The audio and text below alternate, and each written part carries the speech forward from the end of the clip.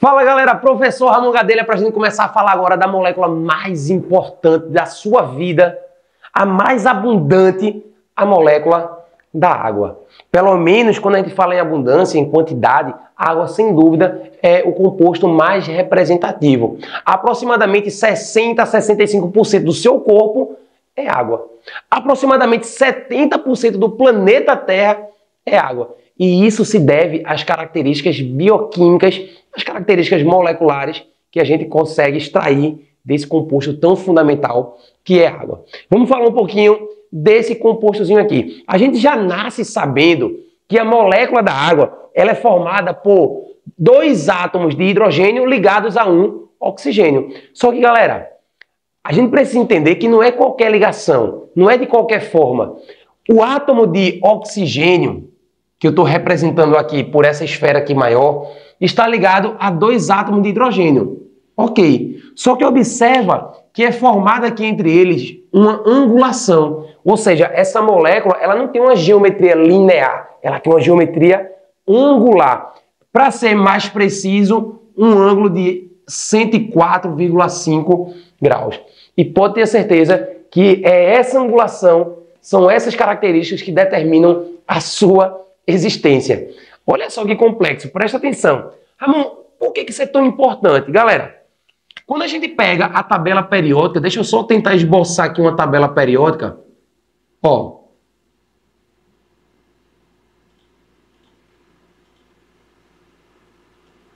A gente sabe que o hidrogênio, ele fica disponibilizado, ou melhor, disposto, agora achei a palavra certa, ele fica disposto aonde aqui? Nesse grupo aqui, ó. Lá em cima, no começo da tabela periódica. Já o oxigênio, ele fica mais ou menos por aqui, ó. Na família aqui, ó, 6A, não é assim? Show de bola. Tá, Ramon, e qual é a importância disso? É que existe uma propriedade na tabela que quanto mais para cá tiverem os elementos, maior, se liga nessa aqui, ó, maior é a sua eletronegatividade. Ou seja, o oxigênio ele é mais eletronegativo do que o hidrogênio. E qual é a implicação disso, Ramon? Que como esses caras aqui, eles fazem aquela ligação chamada de covalente, ou seja, existe um compartilhamento de elétrons, o que acontece é que, como o oxigênio é mais eletronegativo, por mais que eles estejam compartilhando, esse elétron ele é atraído para o oxigênio. Não é que o oxigênio toma o elétron do hidrogênio, não. Ele é atraído para o lado do oxigênio. Então ele fica mais próximo do oxigênio do que do átomo do hidrogênio. Isso significa que, como o oxigênio atrai esses elétrons para ele, ele acaba assumindo, ó, uma carga parcialmente negativa. E o hidrogênio assume uma carga parcialmente positiva. Ou seja, se eu tenho aqui carga parcialmente negativa e carga aqui parcialmente positiva, eu posso dizer que a água ela tem um polo positivo e um polo negativo. Ou seja, a água é uma molécula polar, ela é polarizada. Então, se a água ela é polarizada, é porque ela é carregada, ela tem cargas, ela é eletricamente carregada. Isso é interessante porque muitos compostos que a gente tem no nosso corpo também são polarizados. E aí, quando a gente tem cargas opostas, isso acaba fazendo o quê? Permitindo a atração. Isso é interessante que, devido a essa característica, essa polarização da água, isso permite que a água possa dissolver diversos compostos, diversas substâncias do nosso corpo. Por exemplo, quando a gente ingere sal de cozinha, galera, olha o que acontece, presta atenção. O sal, o NaCl, o cloreto de sódio, é uma molécula também que possui carga. Só que aqui a gente tem uma ligação iônica, mas na presença de água, olha o que acontece. O oxigênio, que tem uma carga parcialmente negativa, vai atrair quem? O sódio, que é positivo. Então, olha só, o sódio é aprisionado. Ao mesmo tempo, ó, o cloreto, que é negativo, ele foi atraído pelo hidrogênio, que é positivo. E aí, quando você joga o cristal de sal, isso aqui é um cristalzinho, você jogou em um meio aquoso, o que é que vai acontecer? O Na+, ele é atraído pelo oxigênio, que tem carga parcialmente negativa, e o cloreto ele vai ser atraído pelo hidrogênio que tem carga parcialmente aqui, ó, a carga parcialmente positiva, ou seja, aquele cristal ele foi dissolvido, houve aí uma dissociação, e aí você deixa de enxergar esse sal, esse cristal. É interessante que você pergunta, Ramon, mas para que serve essa dissolução? Por que a gente precisa dissolver? Por que a água é o solvente universal? Porque esses sais minerais dissolvidos, ionizados, formando carga, eles desempenham funções específicas e peculiares no nosso organismo. Então a gente precisa separar o sódio do cloro, porque o sódio tem suas funções e o cloreto tem suas funções no nosso corpo.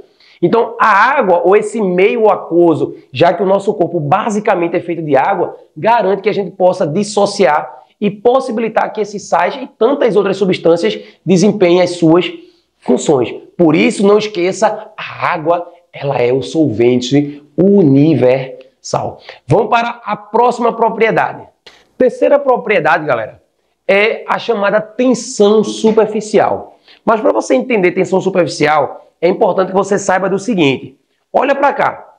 Como a água é uma molécula polar, ela nunca vai estar sozinha. Ela acaba atraindo ou se unindo a outras moléculas, inclusive de água. Como assim, Ramon? Olha só. O hidrogênio que é positivo, ou que tem ali, né, uma carga parcialmente positiva, vai ser atraída pela carga parcialmente negativa do oxigênio. E vice-versa. E aí essa atração se dá através de uma interação intermolecular entre uma molécula e outra, chamada de ponte de hidrogênio, ou ligação de hidrogênio, que nada mais é do que a ligação ou atração do hidrogênio com algum elemento muito eletronegativo, como é o caso do oxigênio. Tá? Então, essa propriedade permite que na superfície de uma película de água, ou melhor, na película superficial de um corpo de água, o que é que acontece? Essas moléculas mantêm uma interação aqui muito forte. Por quê, Ramon? Presta atenção, galera. Essas águas mais para que essas moléculas mais para baixo, elas fazem ponte de hidrogênio em todos os sentidos. Tá? Então elas conseguem ali se desmanchar e se reorganizar mais facilmente. Aqui, elas fazem ponte de hidrogênio com essas moléculas mais de baixo e lateralmente, mas em cima não tem com que ela fazer. E isso faz com que essas pontes nessa região mais superficial se dê de maneira ainda mais firme, fazendo com que haja a formação de uma película fina, porém resistente, mais flexível, permitindo, por exemplo, que alguns animais consigam caminhar sobre essa película de água, como acontece com o lagarto Jesus. Quando esse lagarto aqui ele se sente ameaçado, ele começa a correr em cima da água. Por quê, Ramon? Por conta dessa tensão superficial. Ramon queria um exemplo mais prático. É fácil. Basta você, de uma altura pequenininha, da borda da piscina, você se jogar assim, ó, de braços abertos. Quando você cair, você vai sentir a tensão superficial. Por quê? Porque a sua superfície de contato está grande a ponto de não conseguir romper essas pontes de hidrogênio e, consequentemente, você vai sentir a porrada, a pancada. Isso também explica por que quando a gente liga uma torneira e você percebe ali a formação daquela gota não cai. A forma de uma gota se dá também pela tensão superficial. Por quê? Porque na superfície, essas moléculas elas estão firmemente unidas por pontes de hidrogênio. Isso é tensão superficial. Tem outra propriedade que eu queria chamar a atenção a partir de agora, são as famosas propriedades de coesão e adesão. Olha para cá, galera, vê. A água, ela é atraída por outras moléculas de água. Então vai uma dando um bracinho, a outra aqui assim, ó. Uma está ligada à outra por pontes de, hidrogênio. E essa ligação que é estabelecida entre água e água determina a propriedade chamada de coesão. Então as moléculas de água estão mais coesas. Quer ver uma coisa? Essa coesão da água, ela é facilmente percebida da seguinte maneira. Se você aquecer um corpo de água, enfim, água, se você aquecer, o que acontece com as moléculas? O grau de agitação delas começa a aumentar. Quanto mais aquece, mais agita. Chega uma hora que essas pontes são rompidas. E aí, Ramon, quando essas pontes são rompidas, você acabou com a coesão. Essa molécula acaba o quê? Evaporando. Ou seja, quando você rompe essas ligações, essas moléculas se afastam, perdem a coesão e mudam o estado físico do líquido para o gasoso. Então, olha só como a química da molécula interfere diretamente no estado físico dela. E tem uma outra propriedade que é o seguinte: quando você tem uma superfície que ela também é polarizada, como assim, Ramon? Uma superfície que tem carga, ou seja, imagine que aqui eu tivesse carga negativa, o que é que vai acontecer? O hidrogênio que tem carga positiva vai acabar sendo atraído, vai se aderir, propriedade essa que é chamada de adesão. Então eu tenho aqui uma carga positiva se aderindo a uma superfície polar que tem carga aqui negativa. Coesão e adesão são propriedades importantes. Lembrar, coesão, água com água. Adesão, água com a superfície polar. Então, isso daqui é o que a gente chama de coesão.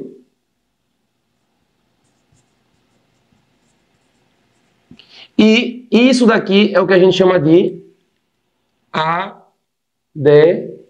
adesão. Claro que se o hidrogênio é positivo, essa superfície polar ela tem que ter uma carga negativa. Ramon, dá um exemplo aí, por favor, que eu fico nervoso. Presta atenção, olha. Imagine aqui que eu tenho uma garrafinha de água e eu vou fazer o seguinte experimento. Ó. Faça isso em casa não, que é perigoso, viu? Você vai molhar a camisa. Ramon, a camisa, ela absorve a água. Ok, absorveu a água. Tá aqui, absorvida. Por que ela não escorreu? Porque essa camisa, esse tecido, funciona como uma superfície polarizada. Ou seja, a água vai se aderir. Agora, se eu pegar esse estojinho aqui, que é feito de um material de plástico, né, algum derivado do plástico, se eu jogar aqui a água, o que acontece? A água, vê se dá para ver aí, a água está escorrendo, ela não se adere. Por quê? Porque essa superfície, ela não tem carga. Aí a gente fala que ela é apolar. Então perceba, tem algumas moléculas que vão permitir essa adesão, são moléculas também polares, e tem outras que são apolares. Essas que são apolares, a gente chama elas de hidrofóbicas. Como é o nome, Ramon? Tá aqui, ó. Se eu tenho, vou botar para cá, ó, observação. Se eu tenho aderência, se eu tenho alguma interação, essa molécula é chamada de hidrofílica. Fílica ou filia vem de afinidade. Hidro vem de água. Então, se aderiu porque teve afinidade. Então, são moléculas também o quê? São moléculas polares. Beleza? Já aqui não tem afinidade, são as moléculas hidrofóbicas. Ramon, o que é fóbica? Fóbica vem de fobia, de aversão. Sai daqui que eu não te quero. Ou seja, a água não vai interagir. Então, a gente está falando de uma molécula que é apolar. Porém, existem moléculas, e isso é fundamental, que tenham ambas as afinidades. Ela tem tanto afinidade por uma superfície polar, por também algo que não é polar, ou seja, que é apolar. Essas moléculas são chamadas de anfifílicas ou anfipáticas. Anfifílicas ou anfipáticas. Então ela é tanto, vou botar aqui assim para abreviar, polar, quanto ela é apolar. Então, por enquanto, nomenclatura que a gente vai usar mais para frente em um contexto mais complexo. Beleza? Então tá aqui, ó, coesão e adesão. Observa aqui, água com água sempre vai ser, ó, coesão, hidrogênio interagindo com o oxigênio que é negativo. E lembrar que essa interaçãozinha aqui, ó, ela é chamada de ponte ou pontes, né, de hidrogênio.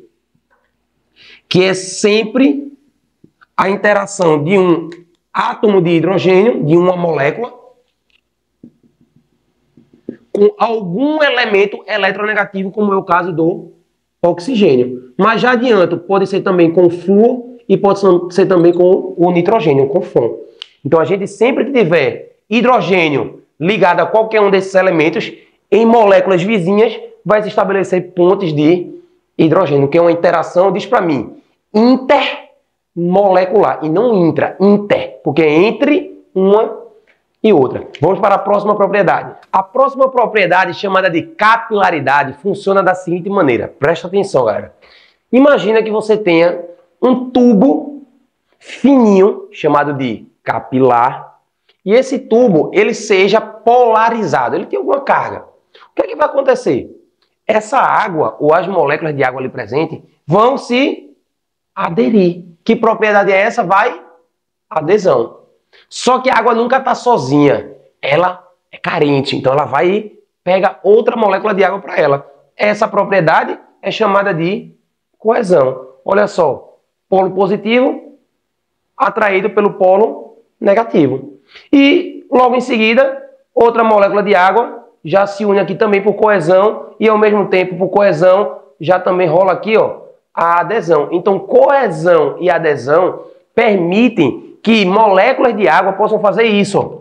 Em um tubo polarizado, essas moléculas possam ir subindo. Essa força que está permitindo essa subida aqui, ó, é chamada de... Subiu aqui, ó, é a chamada força de capilaridade.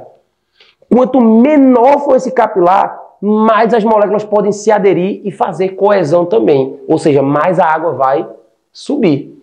Agora, claro que chega um momento que essa água tem que parar a subida. Por quê? Porque tem uma força contrária empurrando, que é a força da gravidade. Mas, em resumo, capilaridade nada mais é do que essa capacidade de fazer coesão e adesão com superfícies polarizadas. Então, aqui eu tenho a coesão, água com água, por pontes de hidrogênio. Aqui a gente tem a adesão. E quando isso aqui acontece simultaneamente em um tubo fininho chamado de capilar, coesão mais adesão em um capilar, a gente tem a capilaridade. Você fala, Ramon, para que serve isso? Para que isso acontece? Galera, isso explica a sua existência, por exemplo. Que é uma coisa, você depende das plantas, depende, e as plantas dependem da capilaridade. Por exemplo, para permitir que a água possa subir até as folhas, porque quem absorve a água na planta, não sei se você sabe, é a raiz. A folha não absorve. A água bate aqui, inclusive as folhas, a grande maioria das plantas tem uma impregnação por uma cera, né, uma cutícula, que impede que essa água entre. Então ela bate aqui, escorre, vem para a raiz, e aí lá na raiz você tem essa regiãozinha aqui, ó, chamada de zona pilífera, que são expansões da epiderme da raiz. E aí olha que interessante, vê como a natureza é fantástica. Quando você joga sal numa salada e não come, o que acontece com aquela salada? Ela murcha. Por quê? Porque ela perdeu água. Mas por que ela perdeu água? Por que ela desidratou? É porque quando você joga sal, a água ela vem para esses sais para garantir essa dissolução. A água é o solvente universal. Então veja, onde tem mais sal, a água vai junto. A gente chama isso de osmose. E aí a planta entende isso e o que é que ela faz? Lá na raiz começa a bombear sais. Ó, essas bolinhas verdes são sais. Quem é que vai junto? A água. Até que esses sais caem nessa regiãozinha mais central, que é um vasozinho chamado de xilema, a água vai junto. Só que para isso aqui acontecer, a planta acaba gastando energia. Então esse bombeamento de sais gasta energia para permitir que essa seiva que está lá no solo, que a gente chama de seiva bruta, chegue até o xilema. E aí esse vasozinho que está pegando os nutrientes, água e sais minerais lá do chão, ó, do chão, é o xilema, vai fazer com que essa água possa subir. Só que olha o detalhe, galera. Essa primeira parte aqui do processo, a gente chama isso de pressão positiva da raiz. Só que tem plantas que têm 30, 40, 50 metros de altura, né? E essa água precisa chegar até as folhas para ela fazer fotossíntese. E aí olha o que acontece. Inicialmente, esse vaso aqui bem estreitinho, um capilar, permite que a água possa se aderir e fazer coesão. Aderir e coesão. Que propriedade é essa? É a capilaridade que faz as moléculas subirem. Para quem não viu, ó, presta atenção. Ó, ela está subindo por capilaridade. Só que tem um detalhe, galera, veja. A força de capilaridade permite essa subida inicial, mas ela não vai conseguir permitir a subida até uma altura aqui de 20, 30, 40 metros de altura. Por quê, Ramon? Porque a força da gravidade está empurrando isso para baixo. Só que a planta, ela faz um mecanismo, ela tem uma estruturazinha aqui, ó, a capilaridade, ó. Ela tem uma estruturazinha aqui na folha que abre e fecha para fazer troca gasosa. Olha que interessante. Essa troca gasosa, para ela fazer a fotossíntese, ela pega gás carbônico e libera oxigênio. E aí, quando ela pega esse gás carbônico e libera oxigênio, o sol batendo na folha, ela acaba perdendo água na forma de vapor. É o que a gente chama de evapotranspiração. Claro que eu estou falando de uma planta aqui já com 20, 30, 40 metros de altura. Mas imagina que essa planta, ela teve um porte pequenininho. Inicialmente, a capilaridade explicava essa subida. E claro que, à medida que ela foi crescendo, essa corrente de água aqui manteve-se unida até as folhas. Só que para garantir essa subida, é necessário o quê? É necessário que haja a perda de água aqui por evapotranspiração, porque perdendo água aqui, galera, a célula vizinha, ela fica com mais água do que a que perdeu. Aí a que perdeu, pega a água para ela. E aí, se eu perdi água, galera, eu vou buscar a água da próxima célula, né? Então, uma célula vai tirando de outra, até que a última célula mais próxima do vaso retira a água exatamente desse vaso condutor chamado de xilema. E aí, quando ele retira essa água, toda essa coluna de água acaba fluindo. Então, veja, à medida que ela evapotranspira, a corrente de água vai subindo. Aí a gente chama isso aqui, galera, de transporte ou condução de seiva bruta, a teoria de Dickson. A gente estuda isso lá na frente no curso em Fisiologia Vegetal. Mas eu quis trazer para vocês um exemplo, uma aplicação da capilaridade, que garante essa subida inicial para o transporte da seiva. Ou seja, a gente tem aqui 3 mecanismos envolvidos, importante, número 4. A gente tem a pressão positiva da raiz, a gente tem a coesão e a adesão, que garante essa capilaridade, e a gente tem a tensão foliar, que é justamente essa perda de água por evapotranspiração. Tá? Então é só para você entender essa aplicação. Inclusive tem algumas plantas de pequeno porte que a capilaridade por si explica, porque ela vive em um solo mais encharcado, ou ela está em uma condição mais encharcada, e aí, como ela está absorvendo muita água por capilaridade, ela precisa retirar esse excesso de água. E aí tem algumas plantas que têm estrutura chamada de hidatódios. Ramon, como é o nome? Vou botar aqui, ó. Hidatódios. O que é que esses caras fazem? Eles retiram o excesso de água que está subindo por capilaridade. E aí você vê as plantas com esse orvalhozinho, né, decorrente dessa subida por capilaridade até esses hidatódios. Beleza? Então é uma aplicação de capilaridade, mas eu queria também trazer para vocês, a partir de agora, outra propriedade muito importante, que é o alto calor específico da água. Galera, presta atenção, vê. Quem é que aquece primeiro? Uma chaleira ou a água que está dentro dela, se você botar no fogo? Óbvio que é a chaleira. O ferro vai aquecer primeiro e vai transferir esse calor para a água. Beleza? O que é que isso significa? Que a água, para ela aquecer, ela precisa de uma quantidade de energia maior do que o ferro. É por isso que a gente fala que a água ela tem um alto calor específico. Em outras palavras, calor específico é a quantidade de energia em calorias capaz de elevar 1 grau Celsius, 1 grama, a temperatura, né, de 1 grau Celsius, 1 grama de uma determinada substância. Ramon, não entendi não. Galera, em resumo, é a quantidade de energia para elevar em 1 grau Celsius aquela molécula ou aquela substância que você está estudando. No caso da água, só para você ter ideia, o calor específico dela está aí, ó, é 1 caloria grama grau Celsius. A cada caloria que a gente fornecer, a água aumenta em 1 grau Celsius 1 grama dessa substância.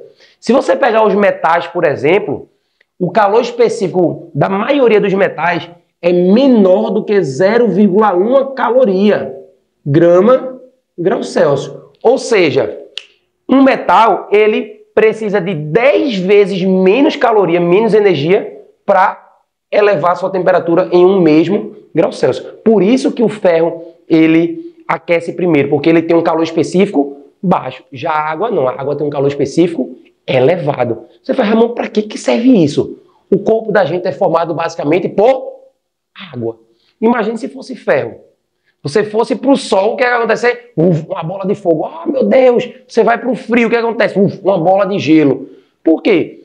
Porque se você, né, pensar no nosso corpo como sendo basicamente formado por água, e a água tendo um alto calor específico, ou seja, ela precisa de muita energia para poder variar sua temperatura, a água impede ou evita que a gente tenha grandes oscilações rápidas e abruptas de temperatura. E isso é fundamental para garantir o que a gente chama de homeostase, o equilíbrio do nosso corpo. Pensa no planeta Terra, 70% é água. Imagine se fosse ferro. Óbvio que isso seria incompatível com a existência da vida, porque justamente a gente teria o quê? Grandes oscilações de temperatura. Então não esquece, a água ela tem um alto calor específico. Vamos para a próxima propriedade. Próxima propriedade importantíssima também é que a água ela possui um alto calor latente de vaporização. Tá aqui, ó, alto calor de vaporização. Irmão, o que é isso? É a quantidade de energia, no caso aqui da água, em torno de 540 calorias, para transformar a água do estado líquido em vapor, ou seja, a quantidade de energia para evaporar a água. Como eu estou dizendo que a água possui um alto calor, significa que ela precisa de muita energia para evaporar. Você faz, tá, Ramon, aplica isso aí na prática, me diz aí um exemplo, que eu gosto de exemplos. Olha só, galera, vê.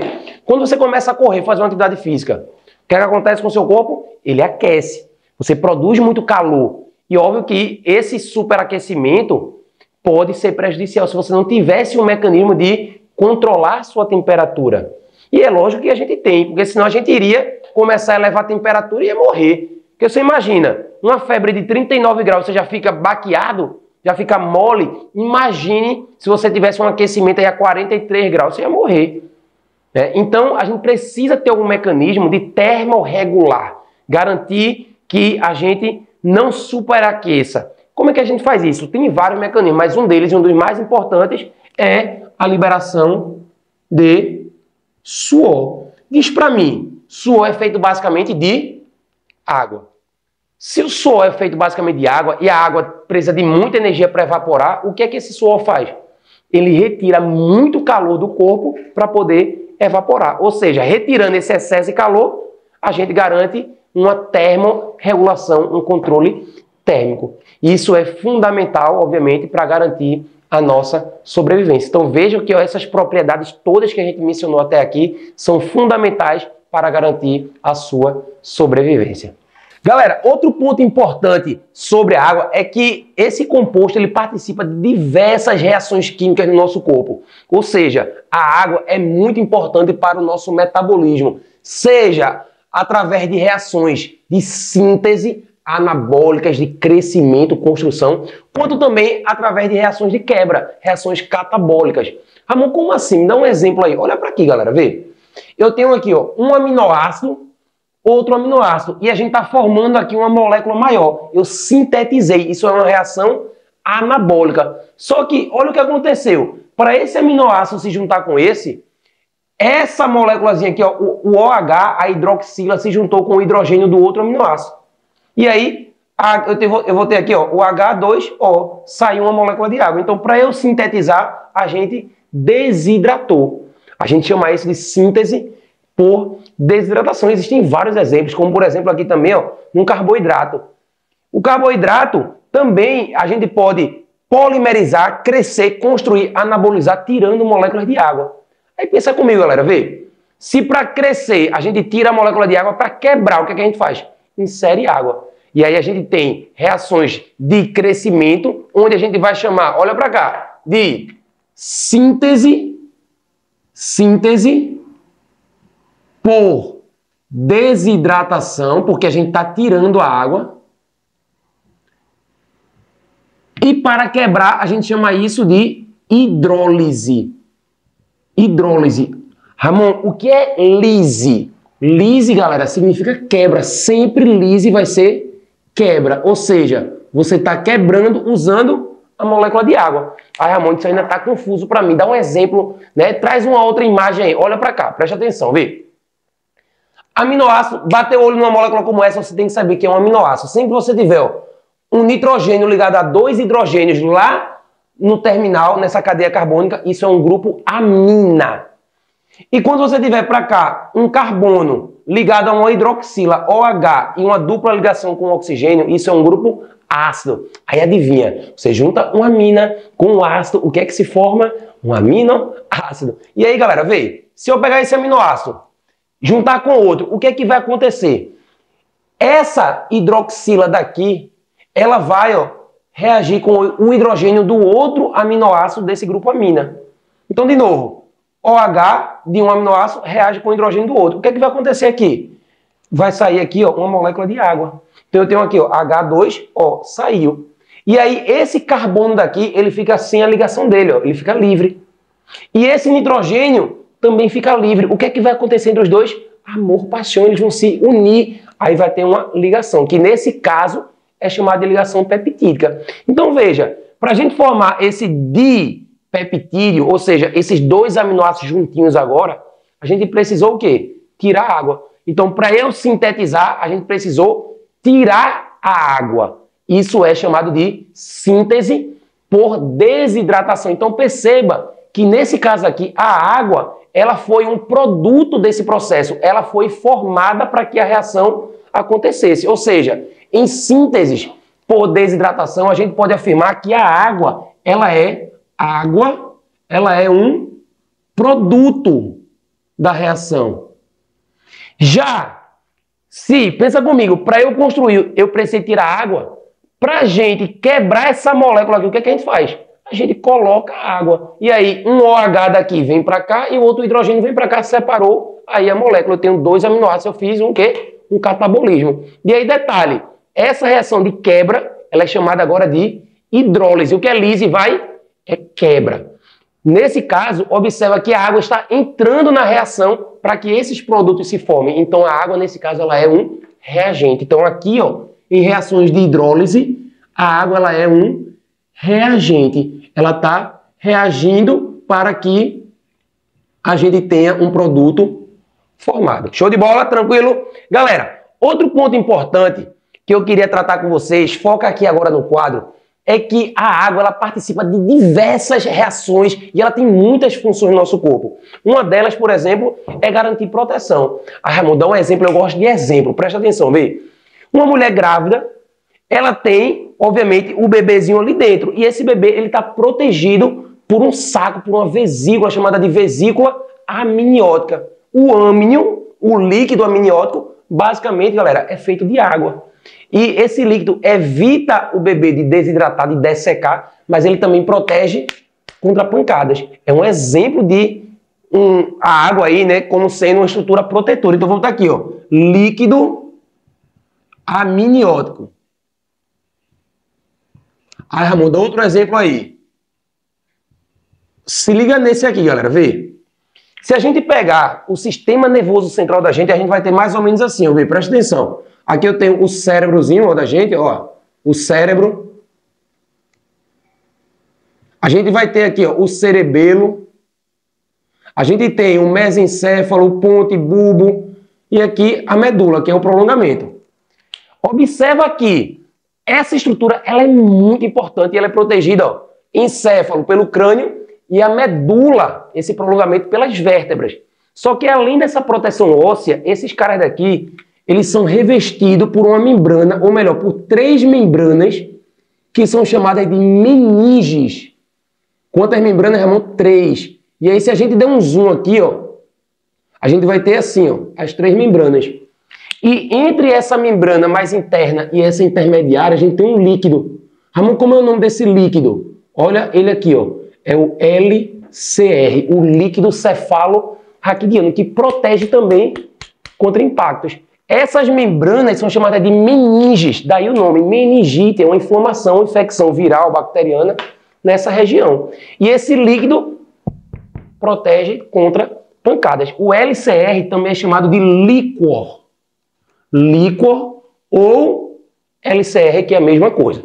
Ramon, e quanto ao controle térmico? Já falamos sobre isso. Coloque aí, suor. Lembra do calor latente? A água ela tem um alto calor latente de vaporização. Significa que para o suor evaporar, que é basicamente água, ele vai roubar, tirar calor do nosso corpo. E aí garante esse resfriamento. Então, quando você está fazendo aquela corrida, começa a aquecer o O suor vai agir como um controlador de temperatura. Ele vai ajudar a termorregular. Transporte, pensa em alguma coisa no nosso corpo que é fluido, que tem muita água e que facilita o transporte. Isso é fácil. O nosso sangue. Só para você ter ideia, o sangue da gente, ele é formado por plasma e por elementos figurados. Elementos figurados, que são as células, plaquetas. Só que o plasma da gente, que corresponde a mais ou menos 55% do sangue, desses 55%, 90% é água. Ou seja, o nosso sangue é um tecido fluido, porque ele é formado principalmente por água, que vai ajudar, vai garantir aí também o transporte de diversas substâncias, nutrientes, excretas, gases, enfim. Lubrificação, dá um exemplo, não chore não.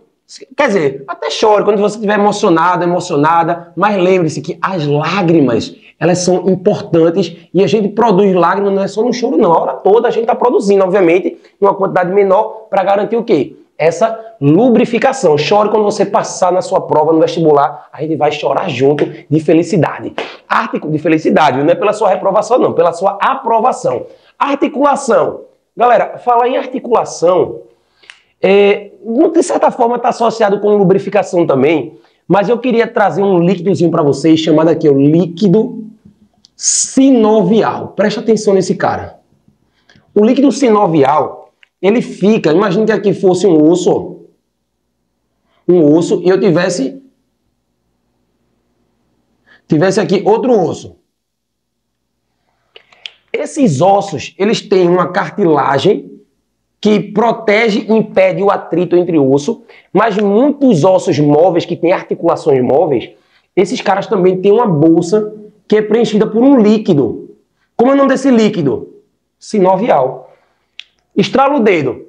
Quando você fizer assim, ó, sentiu o barulho, escutou o barulho, isso aí é essa bolsa, pá, estourando. E aí esse líquido extravasa. Então veja que estralar o dedo acaba comprometendo essa estrutura que ajuda a articulação e evita o atrito entre essas cartilagens.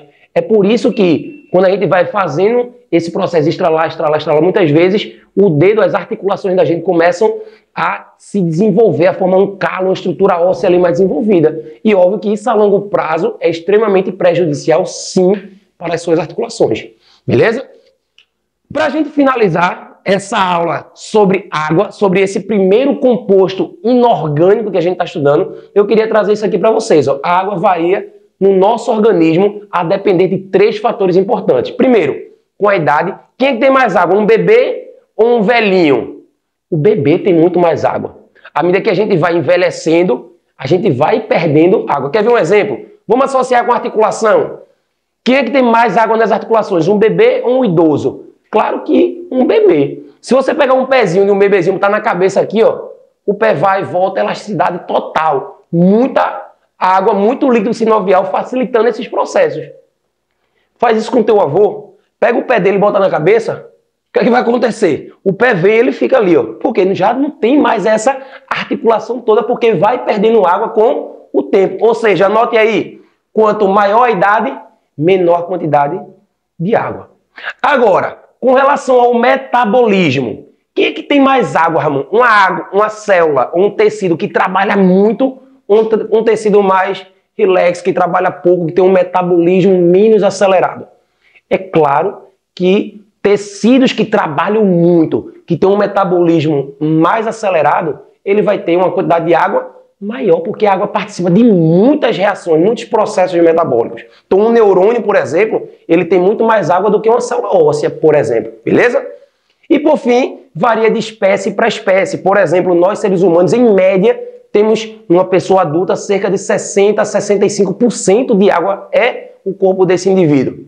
Se você pegar um animal feito esse daqui, ó, uma água viva, 98%. Vai ver que é por isso que o nome dele é água viva. Faz sentido? Galera, com isso a gente finaliza esse primeiro bloco sobre água. Eu espero que você tenha gostado e compreendido. E não esqueça que isso é biologia, isso é Ramon Gadelha. Tamo junto, vamos embora que é só o começo. E aí, curtiu essa aula? Então não se esquece de deixar o seu comentário, dar o seu joinha e não se esqueça também de ativar o sininho e se inscrever no nosso canal. Agora você já pode ir para a próxima aula.